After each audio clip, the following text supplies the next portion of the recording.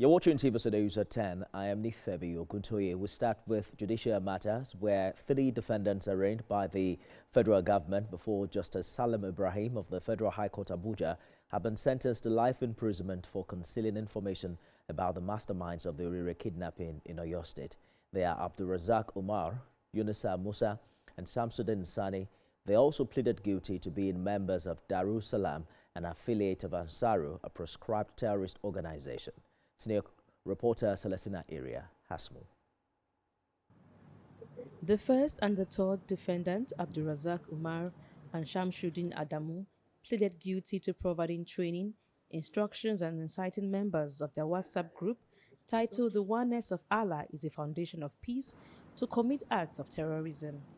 Abdulrazak Umar also pleaded guilty to mining of gold at streams in Shaza area, Suleja local government of Niger State, without lawful authorization.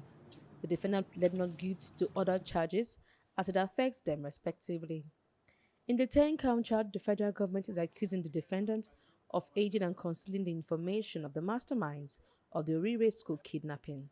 They are also accused of being members of Darus Salam, an affiliate of Ansaru, a proscribed terrorist group in Nigeria.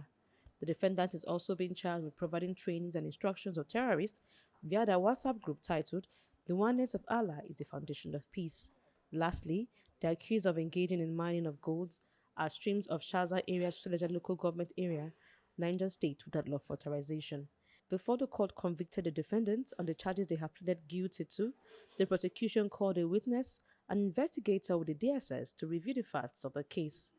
The witness narrated how the defendants voluntarily gave their statements and confessed to the charges for which they have pleaded guilty. The investigation report by the DSS forwarded to the Attorney General of the Federation and the Minister of Justice and admitted as exhibits by the court. Following the admission of guilt, the lead counsel of the defendant, A.A. Shetima, pleaded passionately with the judge to be lenient with his clients. He told Justice Ibrahim that they were first-time offenders with aged parents and wives and children who depend on them for means of livelihood, adding that they did not participate in the abduction of the school children but only concealed information. His plea for leniency was, however, countered by the Director of Public Prosecution of the Federation, Rotimi Oyedipo, Senior Advocate of Nigeria, who argued that the abduction would have been prevented if they had volunteered information before the crime was committed.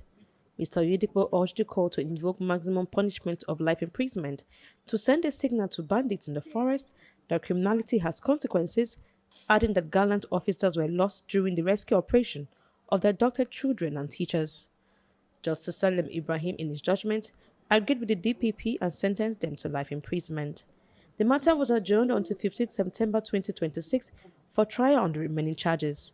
The sentencing that my Lord opposed today clearly demonstrates the commitment of the judiciary to the fight against terrorism, to show that in our jurisdiction, crime has no place to stay.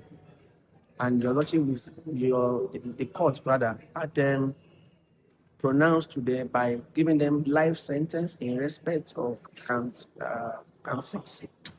And also the first defendant has now been sentenced to life imprisonment in respect of the remaining count 6, 7, 8, 9, and 10. And we are still using this opportunity to encourage our people that when you say something, you say something. Pupils and teachers were abducted from a school in Oriire local government area of Oyo State and spent 56 days in captivity before being rescued. 2 teachers were reportedly killed in captivity. Celestina Area, TVC News, Abuja.